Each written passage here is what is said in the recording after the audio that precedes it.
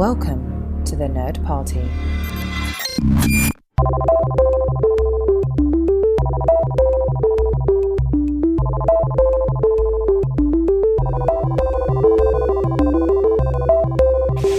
Hello, everybody at home, and welcome to Second Contact, a Lower Decks commentary podcast. I am one of your co-hosts, Tristan Riddell, and with me, as she always is, but hasn't for a while, because we've been off for a while, is the wonderful and amazing Charlene Schmidt. Charlene, how are you doing?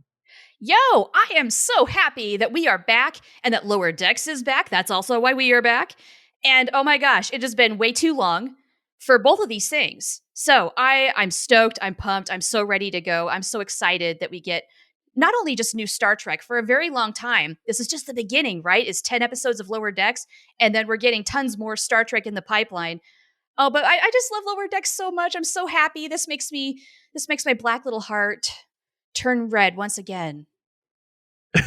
I'm right there with you. Like, I wasn't sure at the beginning. I mean, you guys can hear our journey by going back to season 1, by going to thenerdparty.com/second contact, and you can listen to all of our previous episodes. They're evergreen, so they're always great to listen to, because why wouldn't you want to rewatch Lower Decks?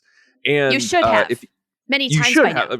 Yeah. I've watched it several times since then, and it's so much fun.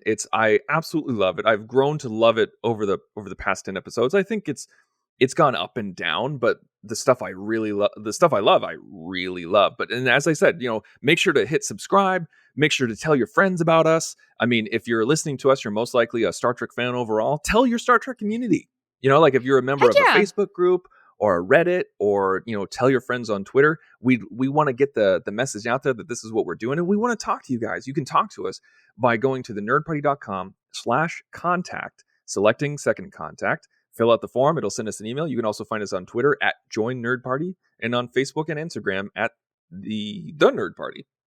Just as simple as that. The Nerd Party. Yes. And yeah. So we're going to do this season by season, and hopefully we'll get more seasons of Lower Decks. I'm pretty sure we are. I hope we get at least 7. I want it ongoing. Like, yeah, like you just want it to go on forever? Somebody actually asked the question, I think it was Cody Dax, and he said, it's like, hey, how many seasons do you think each show should get?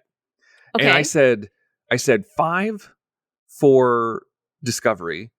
I think I said 3 for Strange New Worlds. And 10 for Lower Decks, and 3 for Picard, I think is what I said. Interesting. Okay.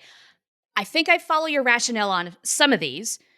Picard, I can see it being a shorter-lived series, because it's a lot of work. Patrick Stewart, even though he's in fantastic shape, I mean, he's up there, though, in years, and I can see that being a shorter-form story anyway.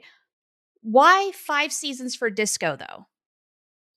I think I've never been the biggest fan of Disco. I enjoy it. Yeah. I think it's okay. I don't think it's great. I think it's fine. It's new Star Trek content, and so I'm happy to get it. I think, if I'm already at that point where I'm just kind of like, like I don't want it to be on like season 7, season 8, where I'm just like, oh my gosh, okay, like someone stick a fork in it. So like I want it to end while, while everybody else is still jazzed about it. Yeah. So that's kind of my rationale. I think 5 seasons is a great number of seasons for for an hour-long drama, especially an hour-long sci-fi like that. Because back in the day when we got 7 seasons for Deep Space Nine, Voyager, and TNG, it was a completely different model, completely different economics. And absolutely. So the storytelling was absolutely different. And so yeah, that's kind of my rationale. Is that I think with modern television, 5 seasons is a great number to have a complete story. But then again, hey, I'm not going to argue if there's a season 6 and 7 and whatever. I'm going to go, sure. Okay, great. Yeah, I'm on board with that. If it does go to 5 and they call it, that's fine too. I could see it going a little bit longer though. If they got 7 seasons, I'd be happy with that too. Like you, I think just this particular flavor of Trek is not my favorite, because I'm not a long form action kind of story person. I like my bite-sized stuff. I do like having a nice chapter of a story that has its own beginning, middle, and end. And yes, there is continuity between those chapters and within them. I mean, That's where I think Lower Decks really thrives, along with, of course, the Easter eggs and all the fantastic stuff we will talk Yes. about. Strange New Yes, Worlds, absolutely. 3 seasons for that would be perfect as an homage to the original series. And honestly, 5 seasons would be fine too, because Pike got his own 5-year mission. I mean, he was. This is true. I mean, he was captain of the Enterprise for a while, so 5 would be fine, 3 would be fine. I'm all for it. I mean, however long Anson Mount wants to go, I'm on board with it. You know what? Like, I'm right there with you. I'm such a huge Anson Mount fan when it comes to his interpretation of Pike. But today, you mentioned Easter eggs, and I can't wait to get into it. Because right off the bat, there's like a bajillion Easter eggs in this episode of Lower Decks. Oh my which is called gosh. Strange Energies. Yes. Well, I'm ready to get some strange energies on. How about you? I'm ready too. So let's go ahead and get going. For those of you, the format has changed a little bit since our last season because it's no longer a CBS All Access show. It's a Paramount Plus original. Yeah, this is true. This is a very important change. Not. Yeah, I know. Like, everything was fundamentally changed in the program. Not a thing. Not even the color. So no, they changed the logo. That's what they did. That's all that they changed. So for those of you who have, this is ad free. So like we can't make breaks for you guys who have the ad program. But for those of you it's going to be after the logo, after the rating. Right. So black screen. Black screen. So go ahead, like when you would so pause it. So bring it up, however you're watching it, bring it up. So right when it hits after the rating, hit pause, and then we'll do a countdown on the show, 3, 2, 1, and then hit play. Yes. Everybody good? I'm good. I'm ready. Let's do it. All right, let's do this. And also, if you don't have the video alongside, if you can't watch along with us, it's okay. We're going to try to make this entertaining while you listen. Oh, we're not just going to try. We're going to succeed. We're going to do? Okay. You're going to be thoroughly entertained regardless. You can listen to this in your car, on a plane, whatever you want to do. So, yeah, you ready? We're doers. We can make this happen. Let's do it. Okay. 3, 2, 1, play. Here we go. A CBS Studios production. See, it doesn't even say Paramount there. Yes. Now, immediately, and I think Tawny Newsom brought this up on Twitter, man, the animation has taken a step up. Look at these bright colors. The glow. I love that we got to see the Cardassian ships. Like, I think I even said right away, I was like, Cardassians! As I pointed to the screen and no one was with me. You immediately know what it is. Yes. And of course, we get the 4 lights. Yes. How many lights are there? So right off the bat, like I was confused because I'm like, is this real? Is it not? You asked that question. Yes. Is she really kidnapped? And at the time I was just like, okay, I hope they don't take this too far because I don't want them to cheapen what Picard went through. You know what I'm saying? Well, and with this being sort of a satirical show, in the back of my mind, I kind of knew that it wasn't going to go that way.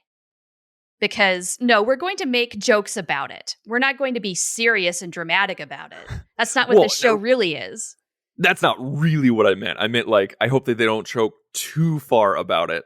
And then, like, when you're watching that episode of TNG, like, you're thinking about this moment. Gotcha. Okay. That's all I meant. But they didn't, so it's no big deal. Yes.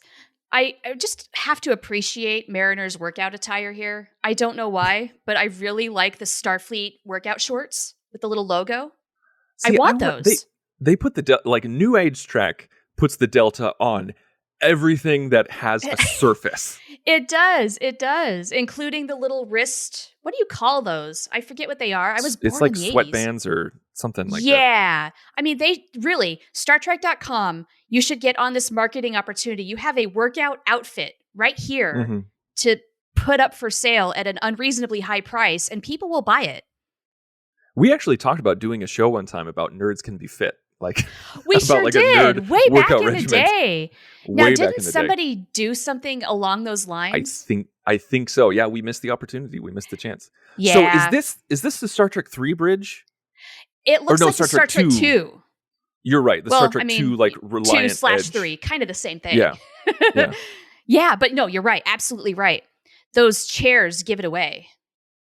So we right off the bat, we got Easter egg. So we got we got a runabout in the background. We have multiple runabouts.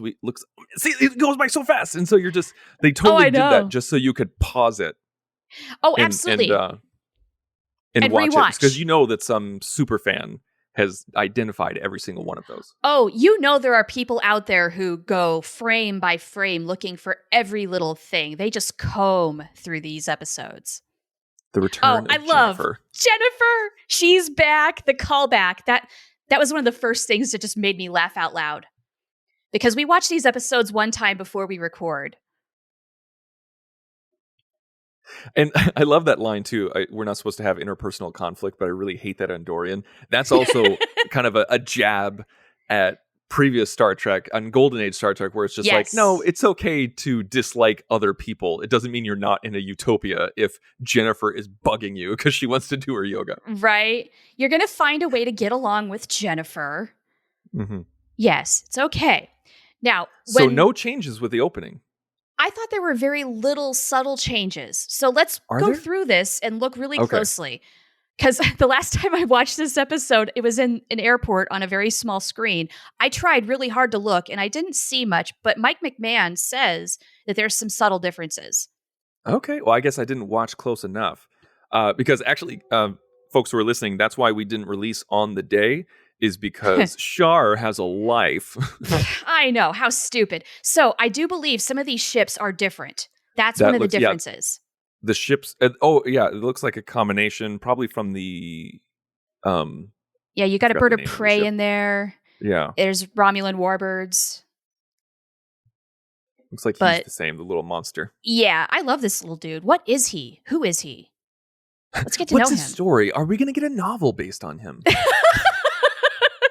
These are the things Trek fans want. Now, has that planet and its moon always been in the background like that? Is that a new thing? I'm going to have to compare it. We're going to have to go back. I never get tired of seeing the episode title at the beginning. I miss It's that so about good. New Trek. Especially in this shade of blue. It just gives me Mhm. all the feels. It's so strange to me that, like, at the beginning, you see the Lower Decks logo, and right above it, it says Star Trek, but it's in the TOS font. And this is so much a TNG throwback. It's really It confusing is. to me. I feel like maybe New Trek is trying to cement the TOS style as the definitive font. Well, stop me if I'm wrong, but don't all the shows have that sort of a Star Trek part in its logo as a unifying thing? Yeah, I think that's kind of their branding thing. Yes. So right off the bat, I fell in love with this story because one of the things coming off of season 1 that I really wanted them to explore was this new kind of alliance between Mariner and Freeman. And I love that it's not working out. I'm so glad they hate it because I knew they would. This was something that I was surprised that didn't resolve itself right off the bat. That I thought Totally. that, like, this would. I felt like we would see her, like, in the brig at the beginning of the episode. Something I just noticed, Rutherford was eating a pear in his bunk. Yep. Mhm. Yeah. Didn't notice that There's the actually, first time. I think there's, when he jumps off, there's like a whole bunch of pears in his bunk, like all eaten. Oh, okay. That's what I get for watching this for the first time on a really small screen. Oh my gosh! See, right there in the corner, there's tons of yeah. eaten pears and half-eaten pears and everything like that. Now, watching the first season, I mean, I immediately fell in love with Tendi from episode 1. Uh-huh. But throughout the season, I unabashedly adore Tendi. Like, she is by far my favorite thing of Lower Really? Decks. Wow, Oh, that's yeah. some I high just praise. Love her to death. Although this episode, as we move forward, she was a bit much for me in this episode. I have to agree. Tendi is not my favorite, for the record, because she is so much like an overeager puppy. Oh, please like me, like me, like me, like me. And she Yeah. definitely oversteps here in this episode. I'm just thinking, honey, you just need to do you and be happy with you. Figure that out, please. And to lie to Rutherford about medical stuff. Like, I know it's a cartoon and I know it's supposed to be silly, but that just felt weird. Yeah, it wasn't right. Not good. Not a good look for her either. So I hope she learns from it. I do fully appreciate this this alien, though, trying to pick out the right comm number. Yes. Yes. And have you ever been there? Like, did you get to pick out your phone number? Like when you got your cell phone? Did. Yes, Nice. when I got one of my first cell phones, I think it was the second cell phone, I had to change the number. And so I was just like, okay. So I was at AT&T and they're like, here are the numbers. They only give you like 5 to choose from though. Yeah, They don't yeah. give you like unlimited like this, like Jack did. But I'm just like, No, you can't take and a you day. really do. You ask yourselves that question. You're like, what number represents me? Or what number can I remember for the rest of my life? It's true. I did this 3 years ago at AT&T, and they had like a thing where if you get a brand new line, if you sign up for another line, you can get a free iPhone. And so then I just dropped my old number to get the new one. And I Oh, really yeah. like my new number. It is So, me. okay. This is one thing I appreciate that Lower Deck Season 2 is doing is that she has a special tool to clean the building because in the previous season, everything that they needed to do, they did with a phaser.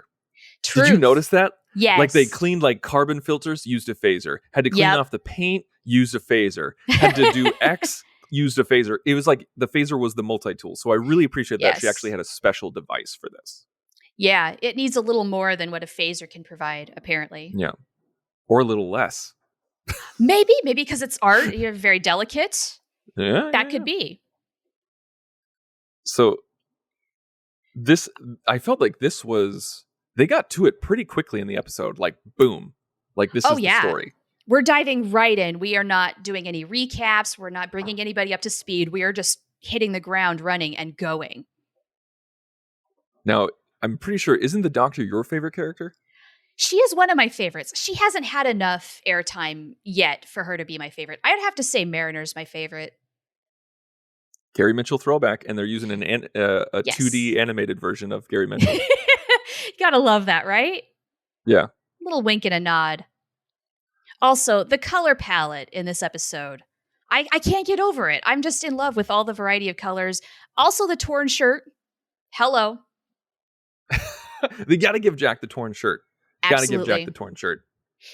And again, the delta at the bottom of the shoes. We've seen it before, but it's getting a little close up right at that particular moment. So it's true. Like this is, I mean, they made a Gary Mitchell reference because obviously this is much more of a TOS throwback with the godlike powers and everything like that. That's very TOS, where it just comes out of nowhere, all powerful, all knowing. Never mind love Q this from TNG. Particular clip, rotating around with the colors. That's got to be the best trip ever. And he also, it's just so great. I know I'm just describing the plot, but he's using trees to work out of course he is, biceps. Dude's got to work out, man. He'll find a way no matter what state he's in. Now, I did appreciate so I want to see more. Oh, go ahead. Yeah, I did too. Yeah, it's cool to know that these two are constantly in contact with one another. Because I didn't totally get that feeling in season 1, but this kind of cements the idea that, yes, they do. I want to see them in person sometime. I hope that we get to see them in person. That would be very cool. That would be nice. Yeah, that would be great. So you're not a really big fan of this B plot either, it sounds like. No, I'm not. It's too... I just don't like that Tendy's lying so much. Yes. And yeah. And then it's about medical stuff. That must be just a trigger. It's kind of meh. I don't know. I feel like it kind of misses the mark. The other thing I don't think I particularly care for is it does sort of blur the line on, are these two friends or are they going to try and be something more? And I thought we got over that in season 1. Why are we playing with that again? Man, you hit it on the head. I think that's the thing that really bugged me, is because we should be past this. Yeah. We should be like I love that it's still Rutherford getting back his memory or still figuring out who he is. I like that we're still doing that, but Tendi having this weird insecurity with Rutherford, we should be past that. Seriously, I don't feel like she has any real reason to be so desperate to have his friendship like that. That should just be there. Like, I don't feel like that was ever in question. So why is she so insecure? That bothers me. Stop it, Tendi. Yeah, hopefully they got it out of their system with episode 1 and as we move forward. I really hope so. Or I hope that Tendi grows up a little and becomes a little more secure with herself, because that, of course, is the inherent problem. Absolutely. Their Yes. museum of popular music. That's amazing. I appreciated that. Ransomites. That needs to be something. We need to use that somewhere. I totally agree. This needs to either make a comeback later in the show, or this needs to become an online thing. Like maybe there's one person who didn't get changed back. And it's the Ransomite? And they're a Ransomite, yeah. Yes. Or it could be, I don't know, something like the Ransom fan club or something. They're Ransomites. Well, I mean, hopefully we'll find out more about Boimler and his framed photograph of Ransom in his room. We really do need to know more about this. I agree, 100%. Also, okay, it's windy as crap. How is that ice cream cone that the doctor is holding not just going nuts? It's space ice cream, Char. So it's as hard as a rock? Is that what you're saying? It can't be pleasant to eat. It's wind resistant. Come on, but not tongue resistant. Come on. Well, okay, I mean, cats don't you know science? Cats do have very textured tongues. I guess we can make that work. I'm just saying that's a small inconsistency. I love that. What's the doctor's name again? I can never remember the doctor's name. Oh shoot. You're right. Can't think of it. Brain farting. Dr. We'll get Cat. a lot of mail about that. Which she said that like how did Kirk defeat Mitchell? And she goes, he smushed him with a rock. I love that she used the word smushed. Smushed. So we saw her last season. Yes, we did. And I'm glad that mention of Cetacean Ops. Cetacean Ops. Yes. Man, we have we see to it? see. We have to see Cetacean We Ops. need to see Cetacean Ops. You cannot just tease Cetacean Ops and then rip it away like TNG did. Right? Yeah, come on. This is too good of an opportunity. You can animate it. It doesn't need to be a high budget tank. Because we did that in Star Trek 4 anyway, with the whales. See, she's trying to shoot him on his date. It just... Yeah, this is so intrusive. Stop this. All of it. Just feels weird. Like, I feel like we're getting into... Maybe this is the thing where...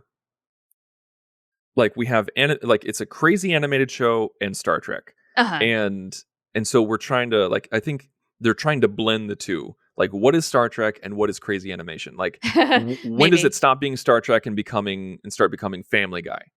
Like that kind of thing. And I feel like you and I, who are big fans of adult animation, oh, absolutely, love it, are wondering where that blending is happening. Yeah, I don't know. Or is it just Tendi's character? She is very young. She's a fairly fresh grad. She is insecure. Now, I did not know that I needed to ever see a giant ransom head chasing after the Cerritos in my life, but my big takeaway from this episode is that I absolutely adore it. And of course, a treadmill. Yes. We got to have the treadmill. I love his outfit too. I kind of want that. He looks like a Jedi. A little bit. Yes. So this whole episode felt like a retread. Did it? And the episode between I'm sorry, the situation between mother and daughter, not listening, not listening, it just her defying her and then getting in trouble for it. Like, we get it.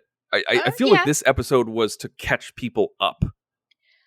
Well, maybe a little bit, but I actually saw it as these two still kind of struggling with their new roles and seeing how it is not working. They're trying to make it work, but it's not working. You know what I'm saying? Mm-hmm. I can get that. It just, I feel like some people define like a good season opener as something that catches you up if you didn't catch season 1, so you know who the characters are, you know what kind of dynamics they're going through. Other people see it as kind of like a monotonous retread where it's just like, well, if you want to know what's going on, watch season 1, like that. True.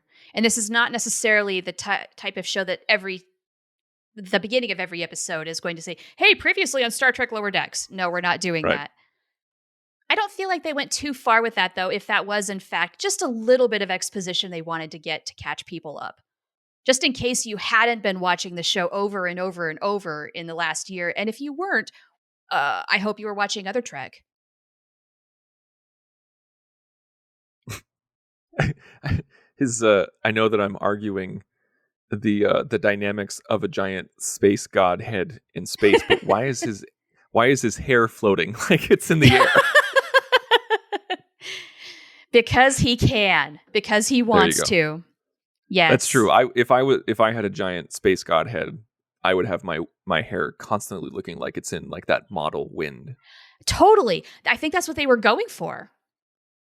Because if there's anything we know about Ransom, it's that he really wants to look good. And if he's ascending to godhood, man, that hair is going to be exuberantly good.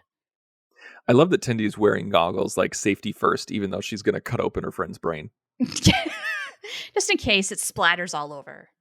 Yeah. Never mind that we're in the 24th century and they have tools that can go in there and you're not necessarily having to make like real incisions. You know what I mean?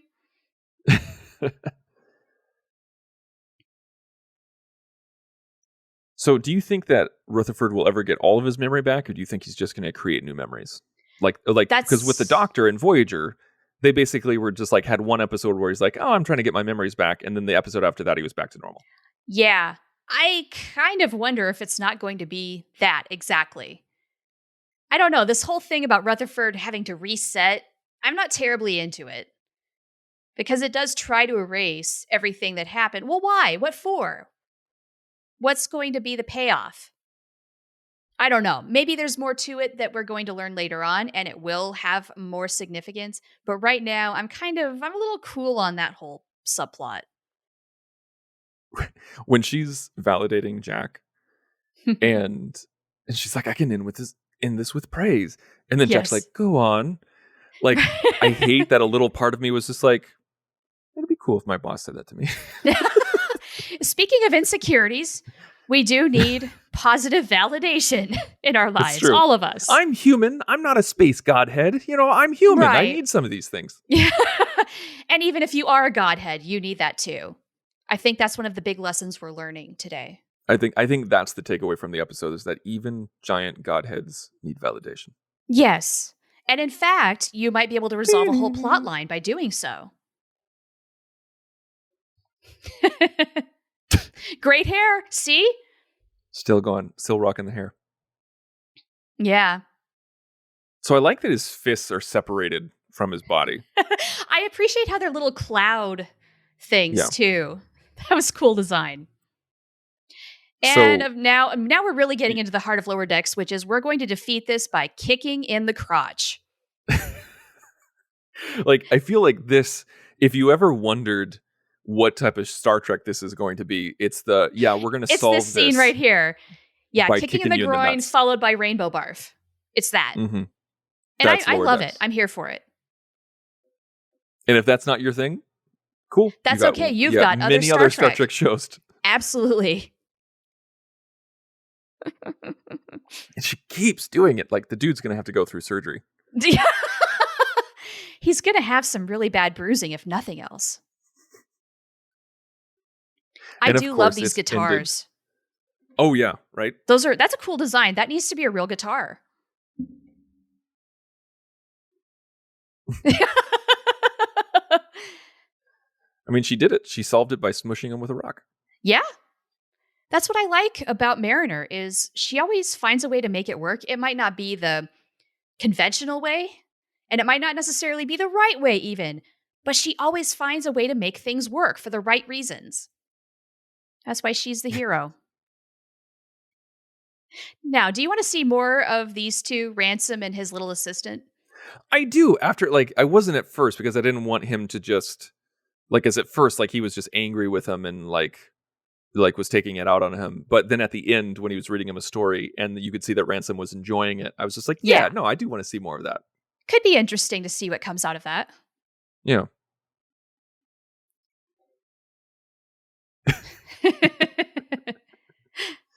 Now, when the trailer you say dropped, this to me often. You say, I do what I want all the time to me. Yes. Yes, it's true. It's true. I do what I want. I'm a grown Now ass in the lady. corner, we see a little charcoal drawing, and it says Mariners HQ, and it looks like it has 2 dashes. So she's been in the brig for 2 days, or 2 checks, I should say, not dashes. Yes. Yeah, and it's a little castle. It's very cute.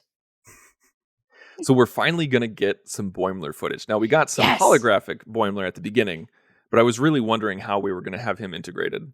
Yes. Now, we did know Screaming. we're going to... Oh, God. I love a good Boimler scream. How can you not? It's really funny to think that Jack Quaid was recording this in a hotel room because quarantine, and he was also shooting The Boys, I believe. What were the people sharing a wall with him thinking when they heard this? Just all these too many Boimler licks screams. and not enough comp. It's interesting that they make him obsessed with jazz in this one.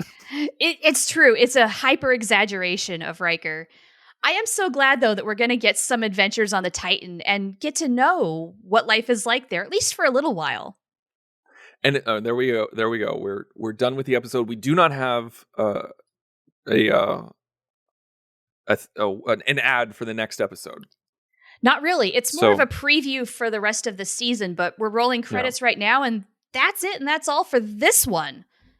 And I absolutely love that the end of the episode is Riker being morphed and him screaming at the top of his lungs, "I love my job!" Now, I really that man was born to be a captain. Episode 2, let's just dive right into that, and let's see what's happening there. Let's go right back to the Titan. I want to see that happen. I want to see more Titan, and we all know that Boimler's going to make his way back to the Cerritos. We know that's going to happen. It's just a question of when and how, and I'm really intrigued on where that's going to go. Me too. I cannot wait. That is probably, at this point, the storyline I am the most invested in, is to see where that all goes, how it all happens. Also, I want a Mariner and Boimler reunion. Are those two going to duke it out? I have a feeling they will. There's going to be some heart to heart, and I'm ready for it. I want it. There's going to be some hard feelings. There's going to be some yelling. There's going to be some insults, and I am looking forward to seeing it. Well, there you go, folks. That was our episode. That was our commentary. Please make sure to listen to episode 2. We're releasing both of these at the same time. Double and header. Then we're gonna go back to a weekly basis, starting with episode 3, and we're gonna release it on the day. So when you're done watching Lower Decks, make sure to look for our Second Contact podcast, and make sure to subscribe and tell your friends. We mentioned at the top of the show how you can contact us and how you can follow us on social media. So until next week, this has been Second Contact with Tristan Riddell and Charlene Schmidt. Join the revolution. Join the Nerd Party.